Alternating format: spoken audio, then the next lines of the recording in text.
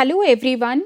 In the previous class, we had the discussion on unconfined compressive strength test.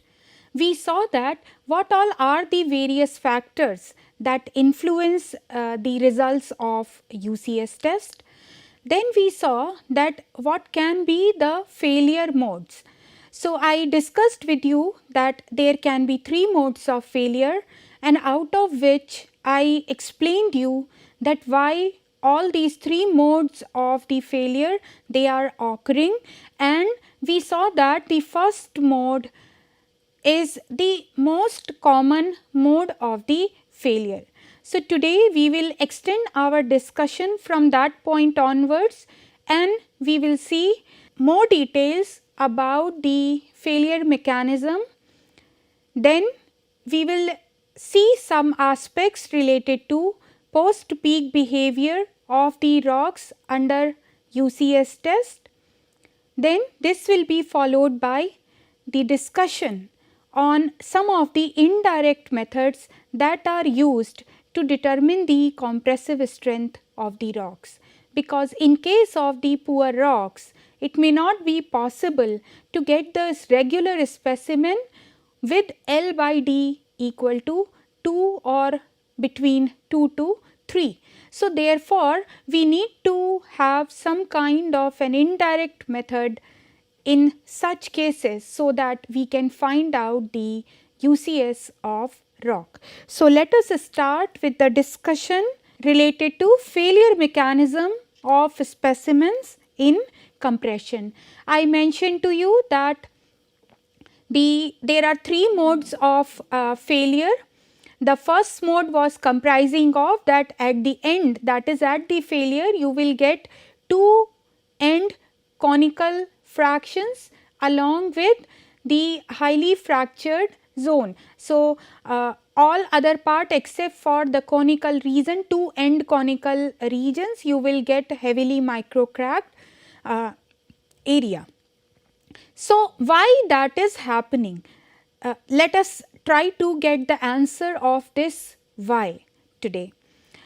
We all know that rocks have network of randomly oriented cracks. We call them as micro cracks or micro fractures. We do not count these under the category of discontinuity or joints. So any intact rock will have these micro cracks. Now when we conduct the test, we do not apply the whole load in one go, we apply the loads in increments. So let us say from the 0 I incremented it to, let us say, some value of sigma, and then we keep on increasing till the failure of the specimen occurs. So what happens when we apply the first increment or the initial increments?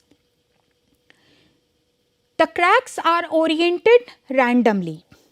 So their orientation is in all the direction. Now the loading is applied in this direction, that is in the axial direction, which is vertical here. So what will happen in the initial phases of the loading? Whichever crack is lying in the most unfavorable direction, that crack will start propagating and it will produce the branch of the crack, and with the increase in this load, what will happen is this branch will again branch. Okay. So you have initial crack, upon the application of the load this branching will take place, and these branches will again develop further branches. This is called as branching effect, and this effect will finally terminate as these cracks get oriented in the direction of applied stress. So you see that earlier, if this is the specimen, earlier the cracks are oriented in any kind of fashion, most randomly they are oriented. the moment you apply the load, the crack which is lying in the most unfavorable condition with respect to the application of this load, it will start propagating, it will develop its branches, and these branches will further branch. And what will happen, that slowly this branching effect will be in such a manner that all these cracks will slowly orient themselves in the direction of the applied stress, that is this one. Now, what happens to the next most unfavorably oriented crack? Because the one which was most unfavorably oriented, that has aligned itself in the direction of the loading. So, but still we have not reached up to the failure. So, we are still increasing this axial stress, which is say sigma prime here. Now, these fractures can also take place only by attacking the cracks which are less vulnerable when you increase the compressive stress to the higher value. Now, what happens when you increase this value of this applied stress? All the branch cracks which are formed, they will propagate to a short distance, and again they will align themselves in the direction of the loading, that is again in this vertical direction. So, this process will continue till all these cracks, they orient themselves in the direction of the loading. Slowly, the first, which is the most unfavorable one, first it will orient, and then next one, like that you will have a series of these events. So, almost all the cracks which were earlier randomly oriented throughout the specimen, with the increment in the applied load, they all will branch and align themselves in the direction of the applied load.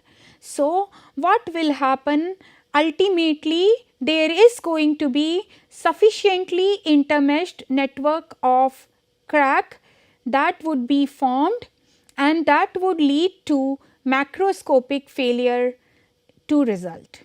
Okay. So, you see that here in this figure, this portion is heavily micro cracked.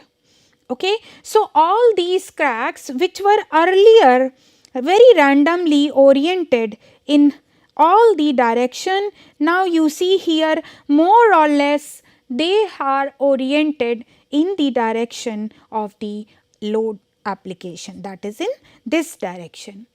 Now, we have discussed about this, that there is going to be the friction between the loading platen and ends of the surfaces, like you see here I have shown. This is what is your friction. Here as well as here, there is friction. So, what will happen because of this? That there is going to be biaxial state of stress which is compressive in nature. So, it will look like this, you see. So, this is biaxial compressional stress in these two zones. So, what will happen? I have already explained it to you that such type of biaxial state of compressive stress, it will have the strengthening effect. So, what will happen is that when the cracks are propagating and aligning themselves in the direction of the applied stress, because of this effect here in these two zones, which are the radial compressive stresses develop in these regions. So, what will happen? These cracks will not be able to propagate up to this zone. So, they will only be restricted to this kind of situation which has been shown here with this zone which is marked as heavily micro cracked on either side.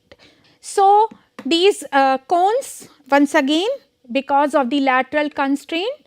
So, this will inhibit the crack growth in these conical zones. So, therefore, these cracks, they will not enter into this. So, what will happen is that initial fracture extension, it will start near the center, that means here. Near the center here it will start, because the axial stress is highest here and the lateral constraint is minimum. So, slowly what will happen when you will have the area which is outside the cone, that is this total area. So, in this area intermeshing of the branching cracks will be there, and all these will be oriented mostly in the axial direction, that is the direction of the applied stress level. Okay.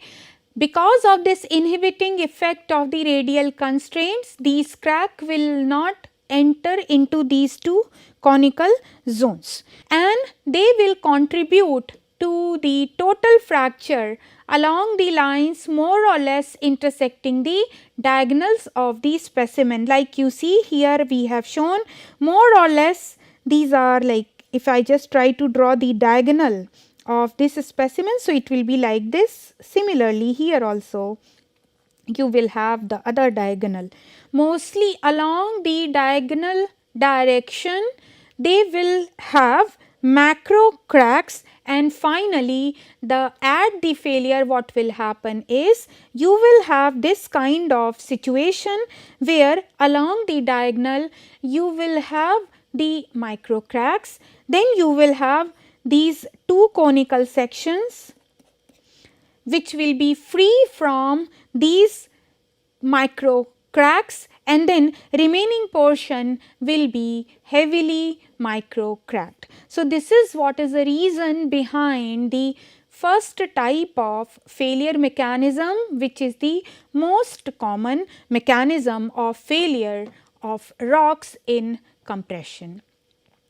Now, I mentioned to you in one of the earlier classes that post failure behavior of the rock in compression is important in order to see how this is going to behave in the field, or what is going to be the strength after it has achieved the peak strength.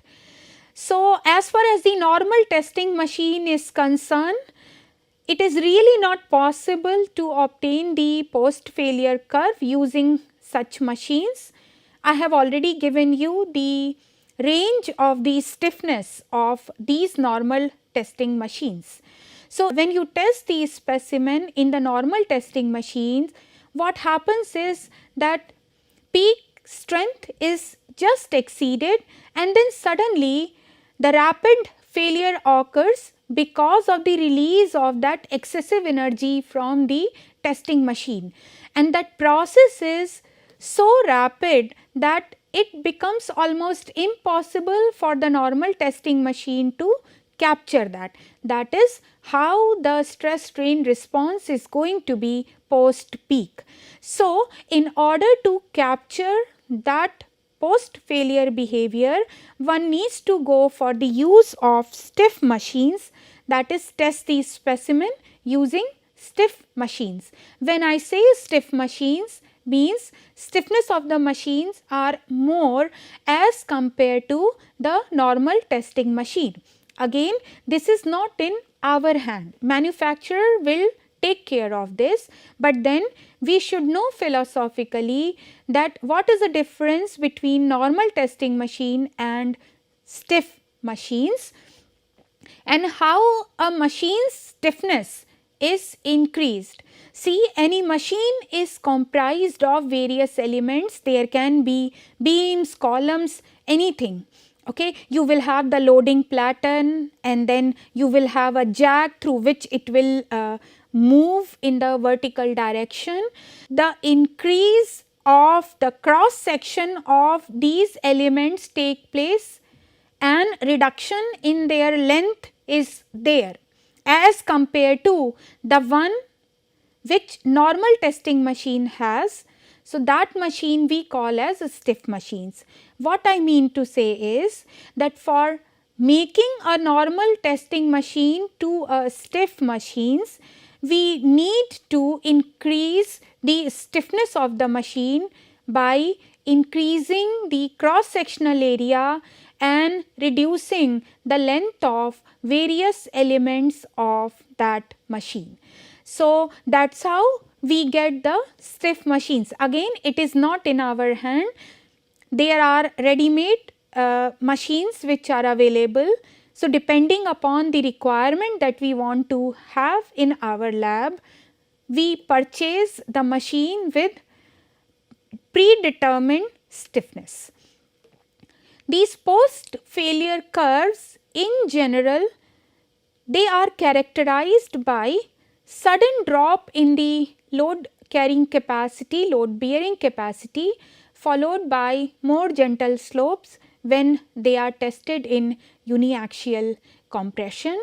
So let us see that how this post peak and pre peak stress strain response it looks like. So as I just now mentioned that, say this is here, the peak is reached. So immediately after the peak there is sudden reduction, and that is followed by gentle slopes along this and here. So these failure pattern can be divided into 8 distinct zones, as I have shown here.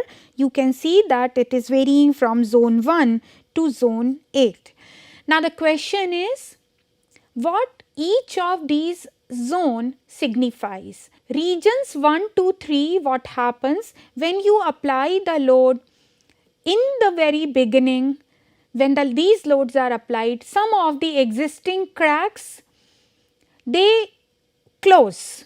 That is, they were already there in the specimen. So upon the application of the load, first there is some closure, then there is going to be some random crack formation, and you keep on increasing the load and those cracks will propagate. So there is going to be growth of the cracks, and then they will start sliding on the existing crack surfaces. So all this phenomena happens during these regions 1 to 3. That is, these things are being signified in these regions 1, 2 and 3. Please remember these, that regions 1, 2, 3, they are marked with closure of pre-existing cracks plus the crack growth, random crack formation and sliding on the existing surface. Now what happens? You have reached up to the peak at the end of the zone 3. So there, wherever there is a transition between zone 3 and 4, somewhere you have got the peak. Okay. Now what happens in region 4? That is this region from here to here. Some number of small fractures which are formed more or less parallel to the direction of the loading. What happens is that they grow in subsequent stages of the post failure curve with almost no change in their orientation. So let us say this is your specimen and the cracks have already been oriented like this. Of course, you will have here the 2 conical zones, and almost all these cracks, they are oriented approximately in the direction of the applied loading. Now what happens? Post failure, immediately after the peak occurs here, what happens is they increase their length, or they just propagate, they grow in this direction only without changing their orientation. So that is what happens in zone 4 or region 4. So the cracks appearing at the center of the specimen height, that is in this zone here, it lead to spalling of the material. So I have already explained you that this spalling of the material, what exactly it is. So you see that it is there and the cracks are being formed, and what will happen, that this much portion it may chip off from here. Okay. So, what will happen when the spalling takes place, the area which was originally this, it gets reduced to say maybe this.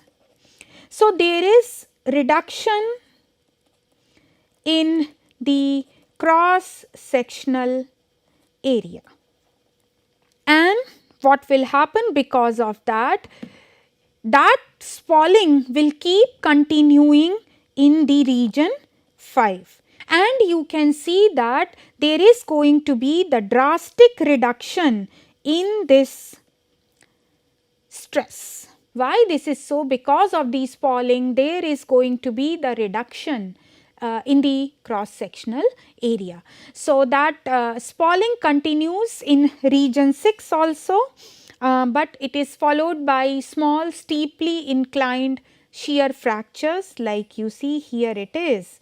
So, it will be like this, development of the shear fractures, and in region 7, that is in this region from here to here, the shear fractures they grow rapidly, and ultimately in region 8 what you have is a loose mass of broken material, but then they are held together with the help of the friction. Okay. So, this is how these 8 regions in a typical stress strain behavior response of the rock in compression, they have their physical significance. This is how that they can be interpreted.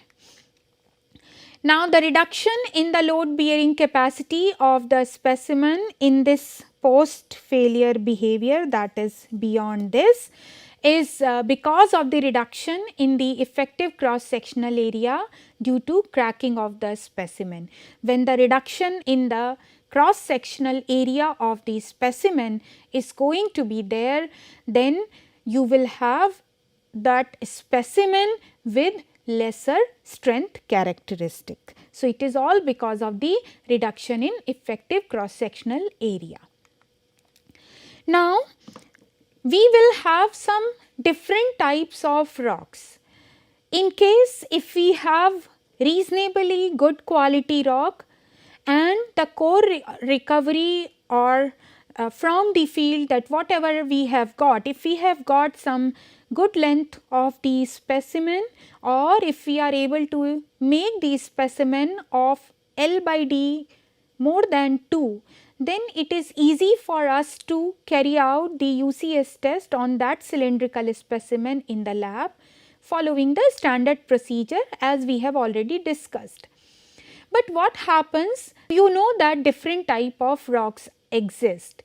Now, what happens when rock contains gross cracks or flaws, or say when they break down in the presence of water, or during the preparation of the specimen. For example, these two type of rocks, mudstones and shales, they have this tendency to break down by the water, or they are pretty weak when you go for the preparation of the specimen. Then testing of regular shaped specimen becomes extremely difficult.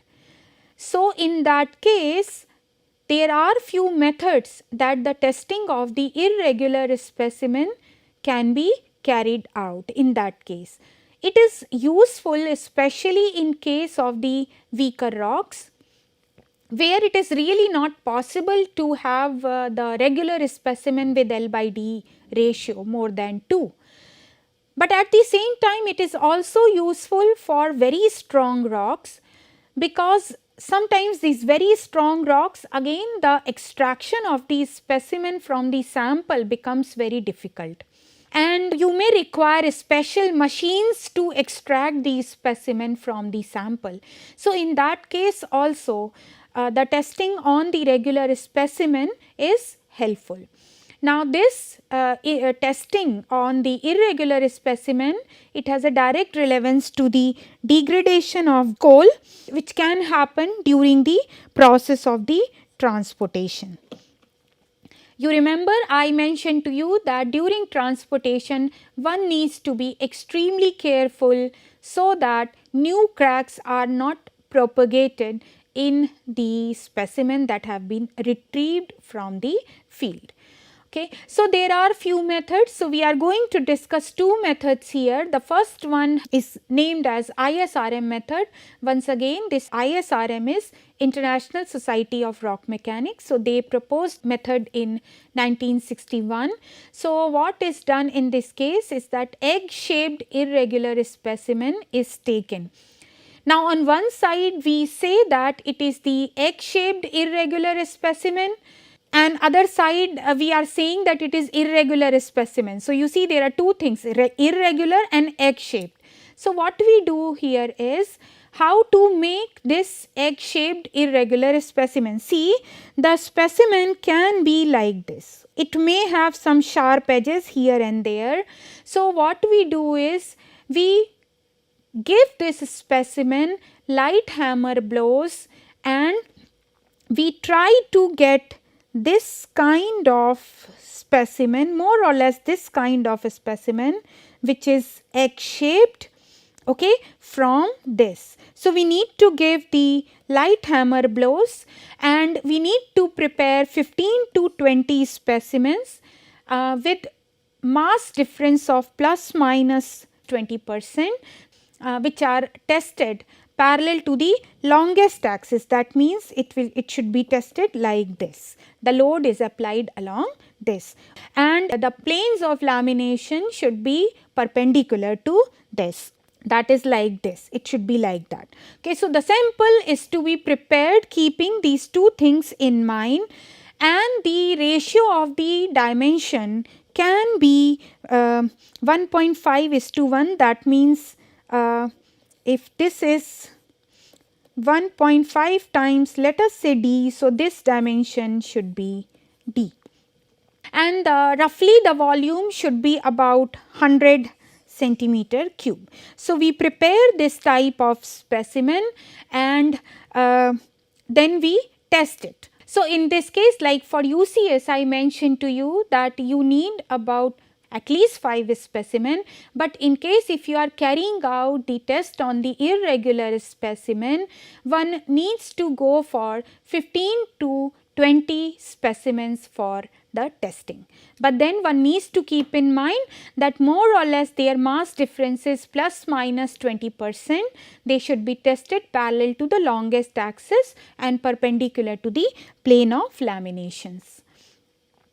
So, in this case, the compressive strength of the irregular specimen can be obtained as like sigma Ci is F upon A. So, this F is the applied load at which the failure takes place and A is the maximum area of the cross section of the specimen. So, you see that if you have a specimen like this, so egg shaped,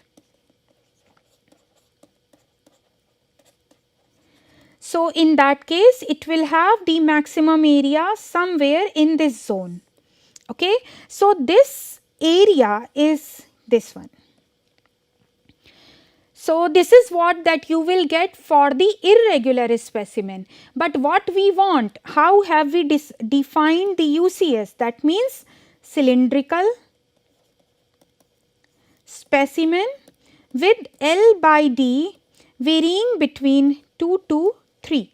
So, the correlation was developed to convert these compressive strength of the irregular specimen to the compressive strength of the regular specimen, that is whatever that you get from this step divided by 0.19, and this is what is going to give you the regular specimen's compressive strength. So, this is about the method that was given by ISRM 1961. So, we have discussed about the failure mechanism or the reason behind that why we obtain such type of failure mechanism of the intact rock in compression, unconfined compression or uniaxial compression. Then we saw that using the stiff machines we would be able to capture the post peak behavior and the complete stress strain behavior of the rock under compression can be divided into 8 distinct zones, and I explained you that what is the physical significance of each of these zones. And then we started our discussion on the indirect methods for estimating the compressive strength. These are useful when it is not possible to make the regular specimen as per the requirement given by ISRM. Then we can go for the testing on the irregular specimen. So, we discussed one method, that is ISRM method, how we can find out the compressive strength of the irregular specimen and how we can convert that to the compressive strength of the regular specimen. So, in the next class we will continue with this and we will discuss the next method, that is point load strength index method, which is again another method for the indirect determination of compressive strength of the rock in the laboratory. Thank you very much.